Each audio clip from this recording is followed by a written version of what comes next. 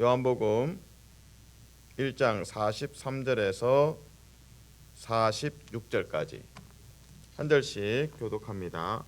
이틀날 예수께서 갈릴리로 나가려 하시다가 빌립을 만나 이르시되 나를 따르라 하시니 빌립은 안드레와 베드로와 한 동네 베세다 사람이라. 빌립이 나다나엘을 찾아 이르되 모세가 율법에 기록하였고 여러 선지자가 기록한 그 일을 우리가 만났으니 요셉의 아들 나사렛 예수니라. 나다나엘이 이르되 나사렛에서 무슨 선한 것이 날 수 있느냐. 빌립이 이르되 와서 보라 하니라. 아멘. 요한복음 제 1장에서는 예수님께서 이제 제자들을 구체적으로 부르시는 장면이 나옵니다. 오늘 본문에서 흥미롭게도 빌립이 등장하는데 빌립과 이제 동향이라고 하죠. 고향이 같은 사람들이 등장합니다. 44절에 보시면 빌립은 안드레와 베드로와 한 동네 베세다 사람이라.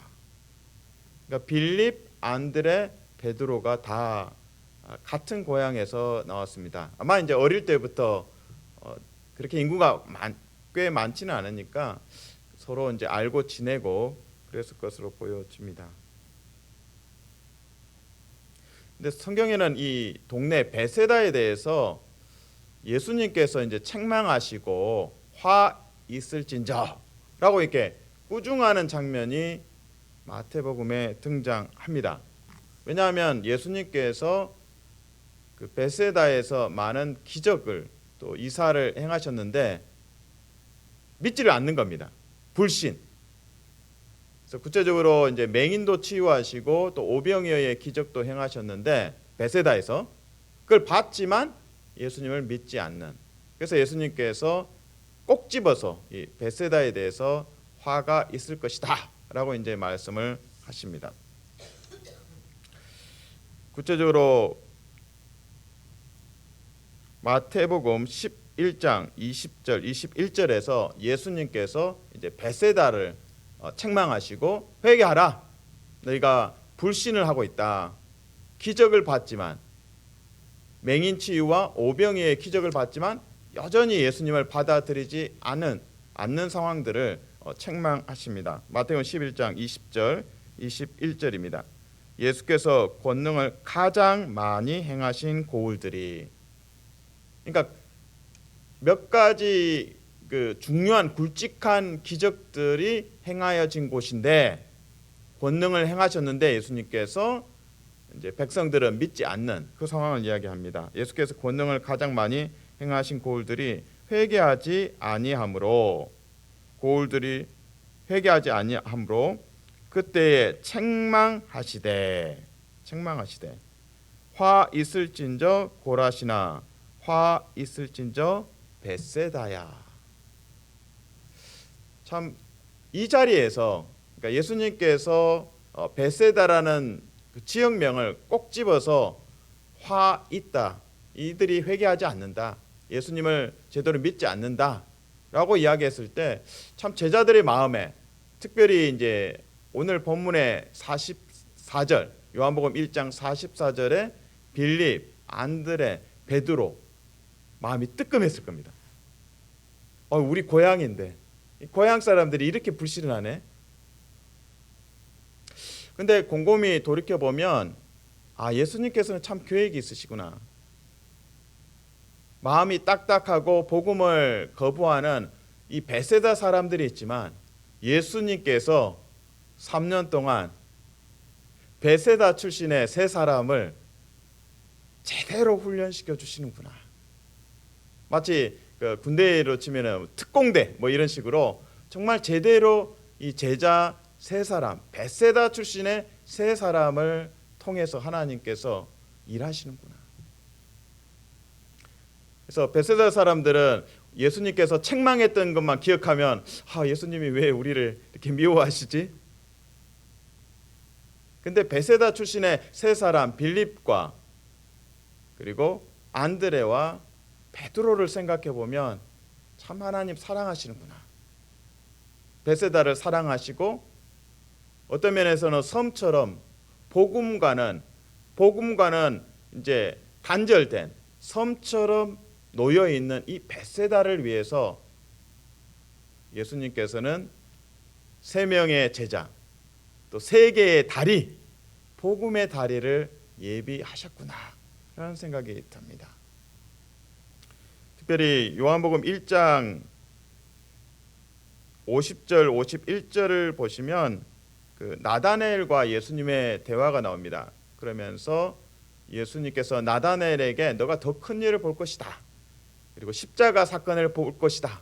십자가 사건을 통해서 하늘과 땅이 섬이 아니라 이제는 연결되어서 복음이 들어오고 구원이 들어오고 예수 그리스도로 말미암아 하늘과 땅이 하나님과 죄인된 이 땅의 백성들이 연결된다고 말씀하십니다. 요한복음 1장 50절 51절입니다. 예수께서 대답하여 이르시되 내가 너를 무화과 나무 아래에서 보았다므로 믿느냐? 이보다 더 큰 일을 보리라. 십자가 사건이죠. 또 이르시되 진실로 진실로 너희에게 이르노니 하늘이 열리고 하나님의 사자들이 인자 위에 오르락 내리락 하는 것을 보리라 하시니라. 이게 이제 창세기에 나오는 야곱이 돌베개에 베고 자다가 천사들이 오르락 내리락 하는 그래서 야곱의 그 사닥다리의 장면을 떠오르게 합니다. 그래서 예수님께서 이 땅에 성육신으로 인간의 몸을 입고 오셨습니다. 다리를 연결해 주신 거죠. 그 예수님의 사역, 성육신의 사역, 다리를 연결해 주셨구나. 하나님과 인간 사이에 다리를 연결해 주셨구나. 거기에 확장해서 생각해 보면 예수님께서 세 명의 베세다 출신의 사람들을 빌립과 안드레와 베드로를 통해서 베세다라는 곳에 마치 섬처럼 복음에 대해서 거부하는 섬과 같은데 연결이 되어 있지 않은데 다리를 놓아 주시는 겁니다. 그 여수에 가시면 지금 그 여수 이제 그 해변에 바다에 그 섬들이 많이 있습니다. 섬들은 사실 이제 백길이 끊기면 참 불편하죠.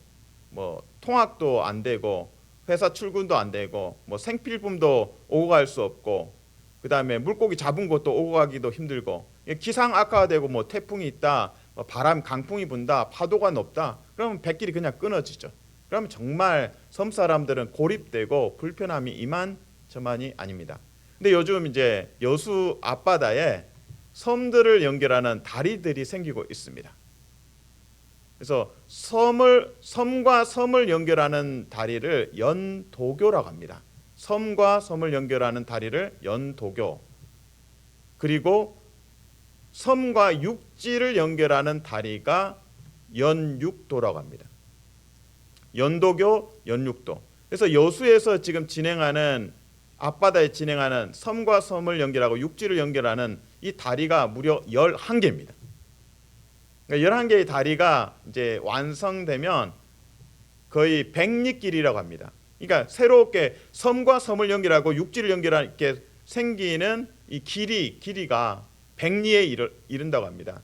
그래서 공식 명칭으로 이 다리들 11개의 다리를 부를 때에 백리섬섬교, 백리를 연결해서 섬과 섬을 연결한다라고 해서 백리섬섬교라고 이야기합니다. 또 이제 별명으로는 11 브릿지, 다리가 11개다.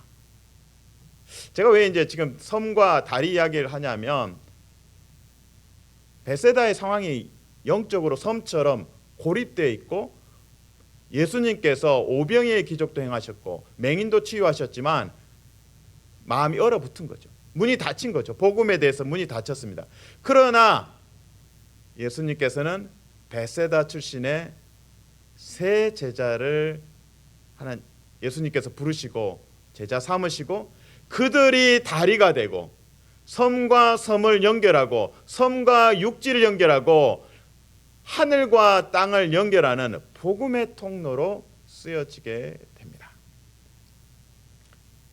요한복음 1장 44절에서 다시 그 말씀을 읽으면서 우리가 빌립처럼 안드레처럼 베드로처럼 복음의 다리가 되고 복음의 통로가 되는 은혜가 있으면 좋겠습니다. 44절을 읽어드립니다. 빌립은 안드레와 베드로와 한 동네 베세다 사람이라. 사랑하는 성도들은 축복합니다. 말씀으로 성결케 되고 그래서 섬처럼 고립되어 있고 복음을 누리지 못하는 하나님의 자녀됨, 하나님의 그 죄사함의 복음을 모르는 자들을 위해서 우리가 성결케 되고 우리가 복음의 통로가 되고 다리가 되는 복됨이 있기를 주님의 이름으로 축복합니다. 아멘.